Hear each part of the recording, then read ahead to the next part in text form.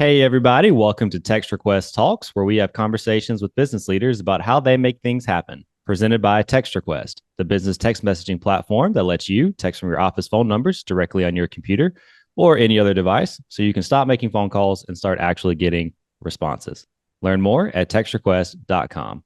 I'm Kenneth Burke, and today we're talking with Jack Monson, who's the president of Brand J and also the owner and host of Social Geek Radio. So, Jack, thanks for being here. Hey, Kenneth, good to see you again, man. Same to you. You do so much and for different companies. So can you just tell us a little bit about what each of those does?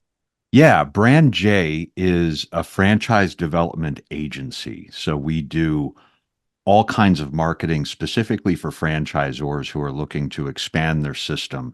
So we're looking for candidates, we're helping them recruit people using marketing tactics and strategies.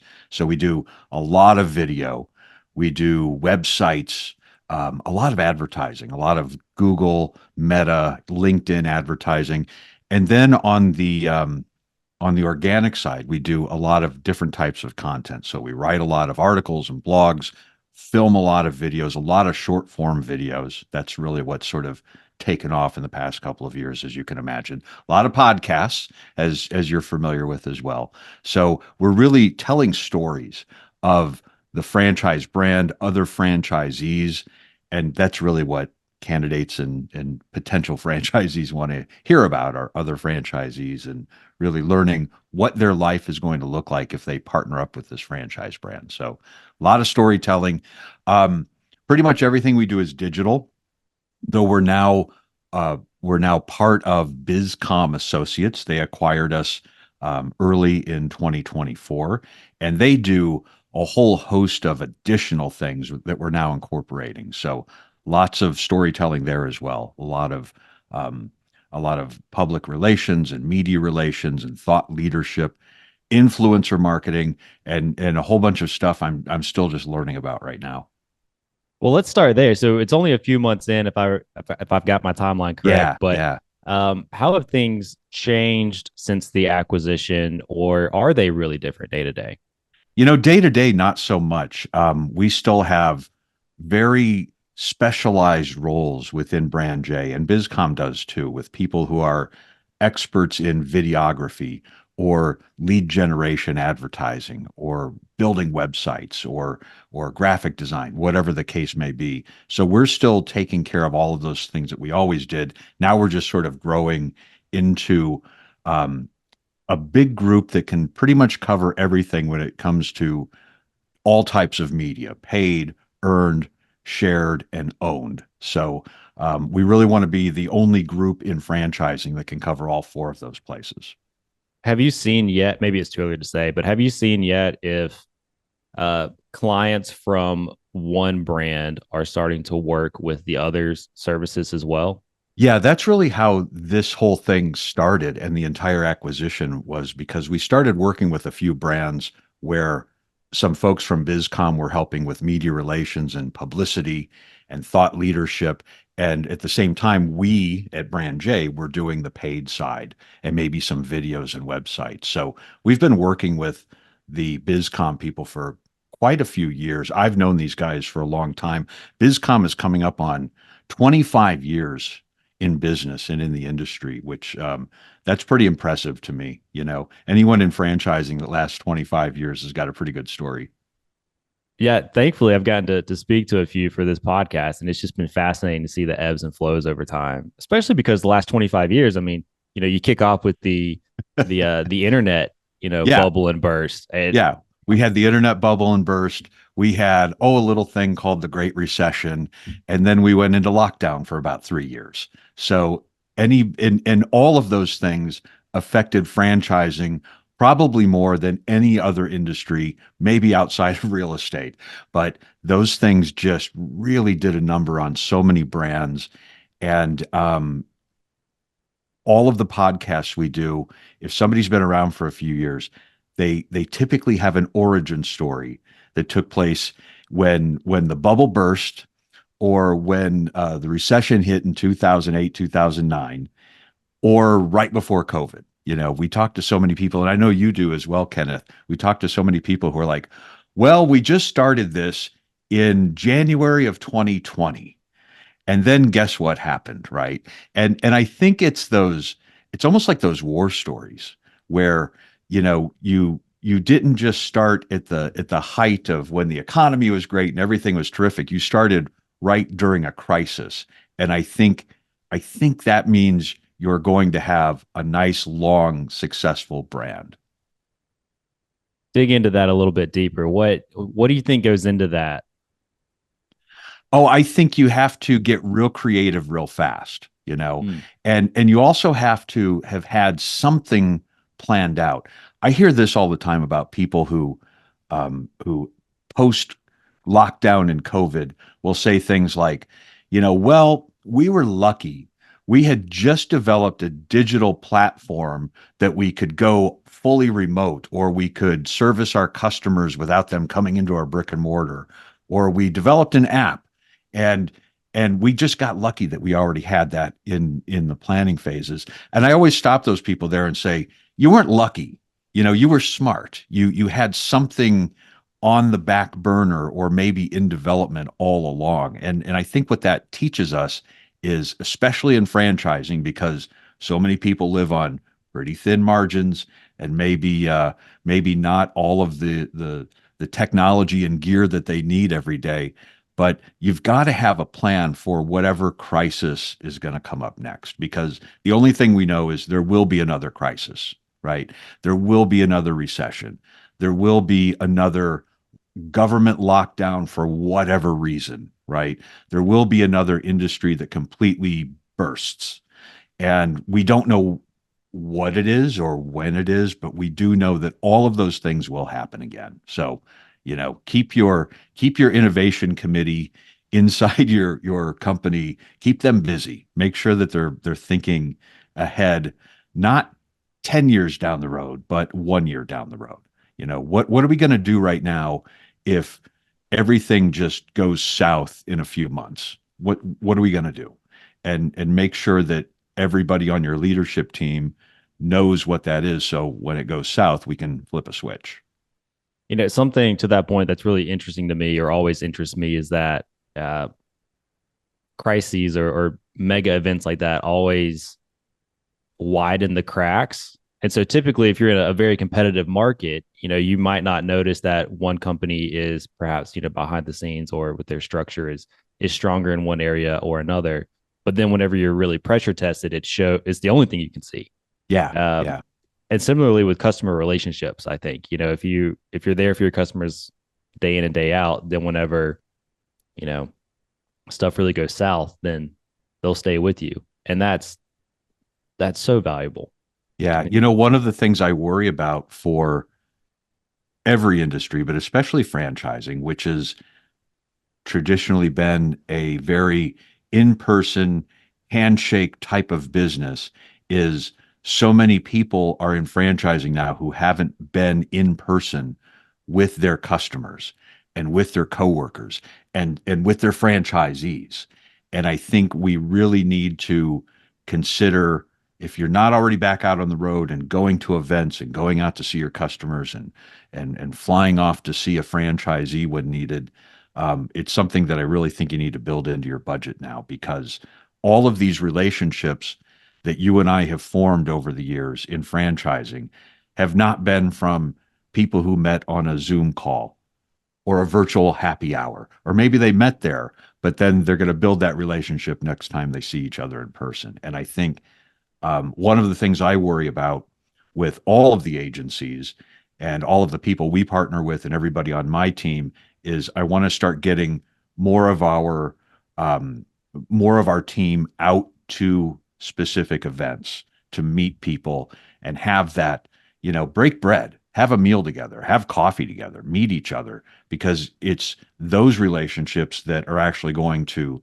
last, not someone who just sent you a LinkedIn invitation and you accepted, and now you're quote unquote connected.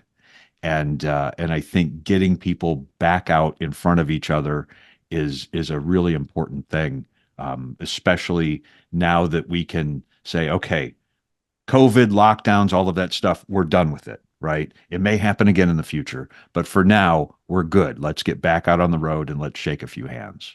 how do you recommend businesses approach that whole topic of remote versus in person. And I know uh, Brand J is, if not entirely remote, pretty close to it. Yeah, we're Um, fully remote now, as well as BizCom associates. We're all fully remote. We've got about 30 people and we're spread out across the map.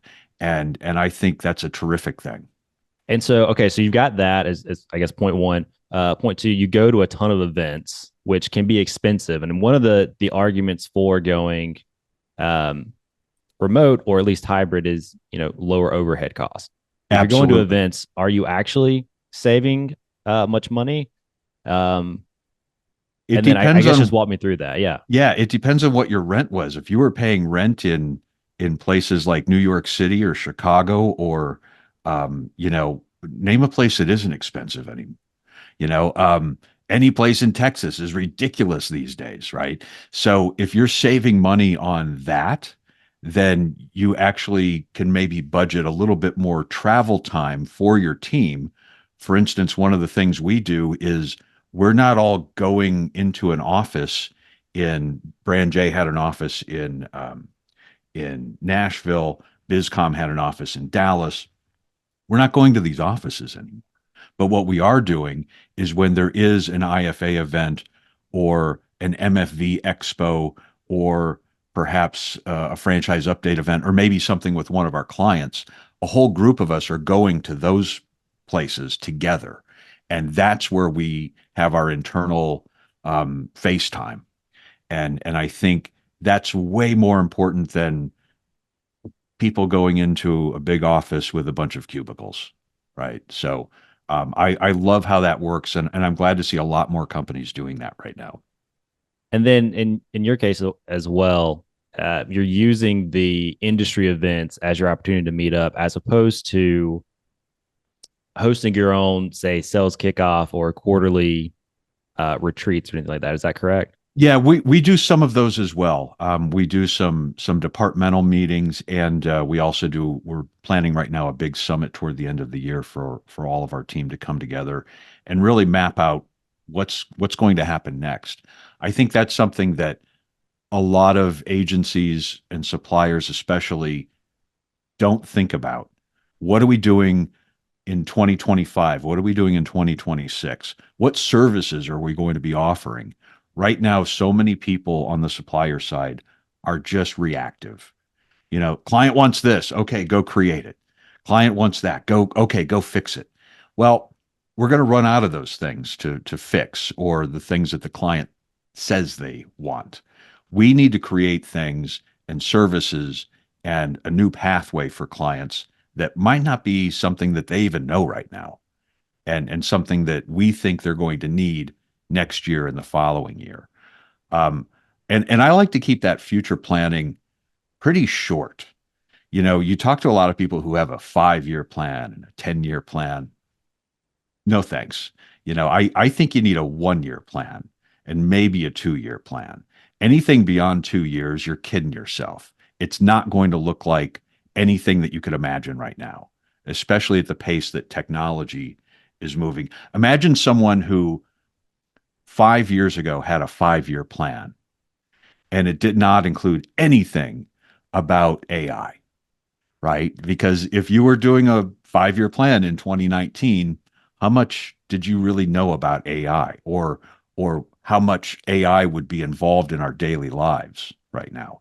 So that whole 5-year plan, throw it out the window. You need a new one. You need a 1-year plan. When on the software side of things as well, you know, COVID hit, and a very common message we heard from the market was, we were planning to do this in the next 3 to 5 years, and Yeah. oh darn, now we have to figure it out today so we can Yeah. survive. So it's crazy. I I mean, the want good to. thing was that they had something, like I said before, that they had something on the back burner. They had something on the drawing board that they could go to and say, okay, we need to accelerate this. And the people who had that plan and who could accelerate that are the ones that came out okay. So switching gears a little bit to customer acquisition.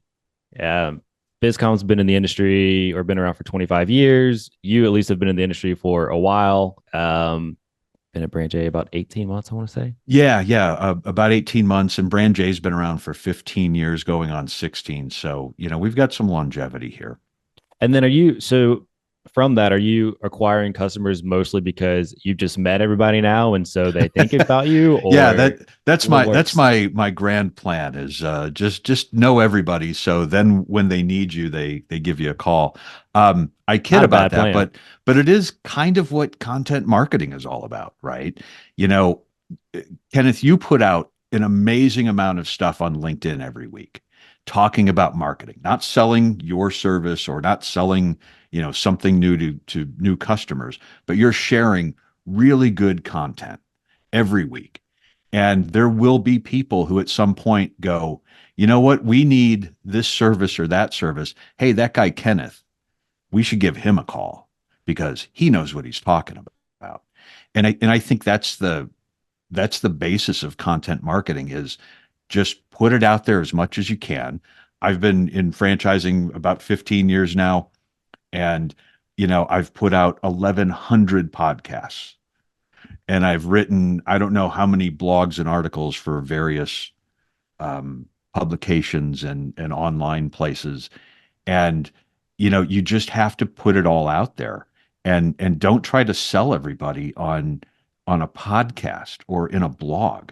No one wants that, right? They just share every idea you have, and a lot of it's going to get ignored, and a lot of it's going to be seen as I don't know about that guy, right? But every once in a while you'll put something out that someone really finds valuable. You never know what someone's looking for right now, and they could come across that podcast where you're talking about some of the things you talk about with customer acquisition or professional development. That might be something that somebody really needs to hear right now, and that's what they're going to listen to. And to them, you are a thought leader. The people who come out and call themselves, oh my gosh, some of the LinkedIn headlines that we see: thought leader, keynote speaker, right? Oh, wow. Okay. Media guru. I love the guru one. Um, it depends on what your audience or your listeners or your readers, it depends on what they find valuable in what you're sharing. And then if they see you as a thought leader, terrific. That's great. Well, thank you for all of that, first of all. Second, I something that seems to be a common thread throughout content that works, especially over time, is if you are able to articulate something that's hard for others to define or kind of show the inside the black box of how something works that's hard to see. That tends to Yeah. really be valuable for folks long term. Yeah, one of my favorite marketing professionals for the past couple of decades is a guy named Ted Rubin, who I used to follow him all the time, and we've gotten to be friends, and we chat frequently. And I told him a while ago, his superpower is taking some ridiculously complex stuff, and I mean even like financial institution stuff, and putting it into two sentences that even I, a former disc jockey, can understand, right? That's Ted's superpower. And I think great marketers do that. They can take whatever they're tasked to talk about and put it down into terms that the general public and people who are not professionals in that industry can understand and consume and remember. And I think that's a superpower that all marketers should try to gain. Speaking of getting into marketing there, how did you started off right, like you said, as a DJ in Yeah, radio, and then yeah, I believe we first met whenever you were, I think, a chief revenue officer for a social media marketing company, and now you're president of an agency. So walk me through what was the path to go from one to where you are now, and then I guess if there were any key decisions or a decision making process you had along the way that could help us figure out how you navigated. yeah. Good question. It's all a form of media to some extent, right? I've always been fascinated by mass media, and then that that became a little bit more one-on-one media over the past couple of decades. So, yeah, I worked in radio for several years, starting back in the 90s, and worked at all different types of radio stations and did a lot of production, a lot of on-air work, and then some program director duties. And really loved that. But radio in the 90s and the 2000s is not what radio was in previous generations, right? It was a lot of fun. I learned a ton, which, and we can talk about this in a minute, which really translates into current marketing tactics.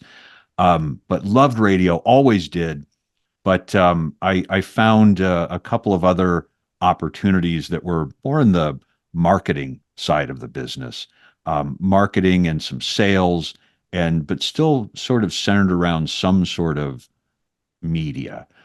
I was working for another agency when blogging became the rage, right? In probably the 2000s, that became the rage, and then suddenly we started seeing things like social media, and I started working for an agency that happened to be a little bit in franchising. Fun story there. People ask me, how'd you get into franchising? I said, well, I worked for this agency that was in New York and based in Connecticut, and they had a couple of franchise clients.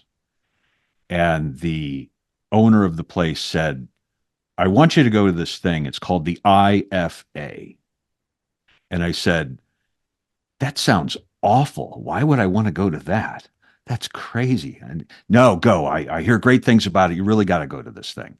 And I said, okay, I'll go, but I'm going to go once and I'm never going back again.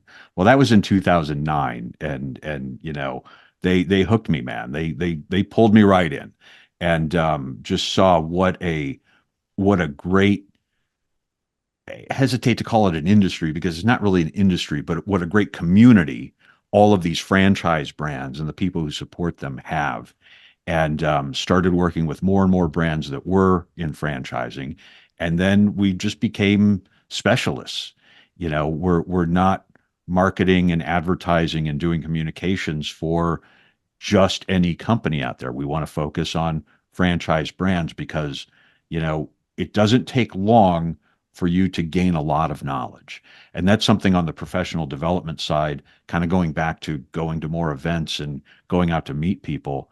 Um, it's not just for your current day-to-day duties and your current clients and maybe getting some new clients that you need to get involved.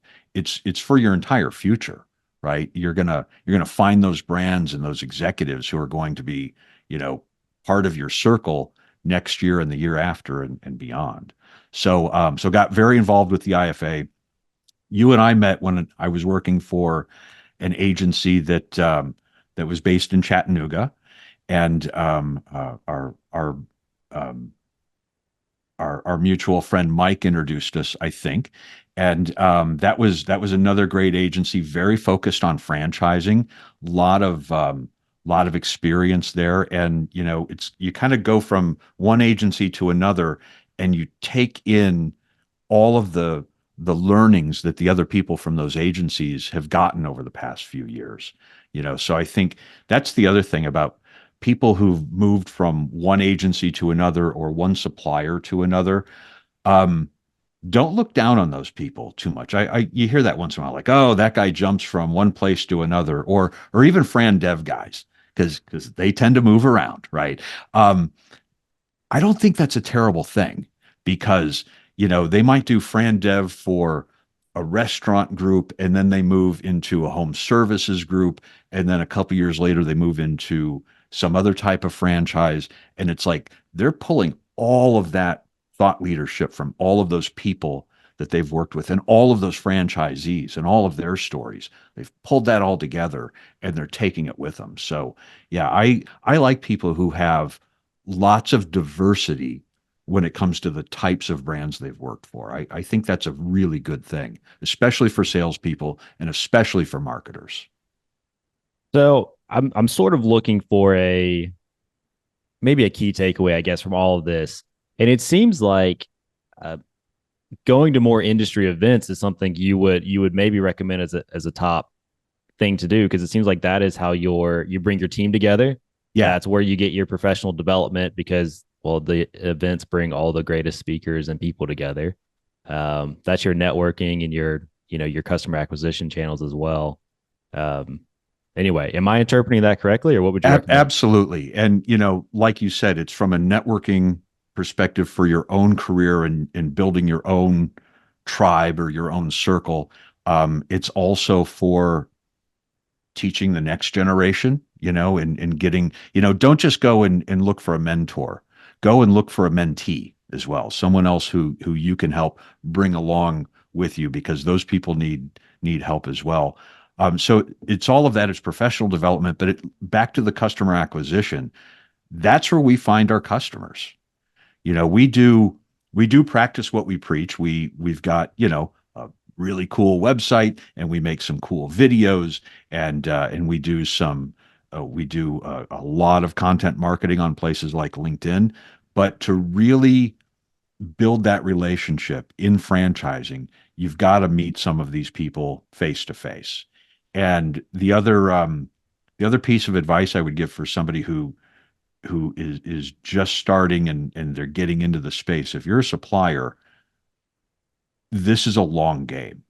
You're not going to go to one event, and I see this happen all the time. They come back, oh, I got 35 business cards. Great, whatever. I connected with 47 people on LinkedIn after the event last week. Okay, that's nice. Now what are you going to do with it?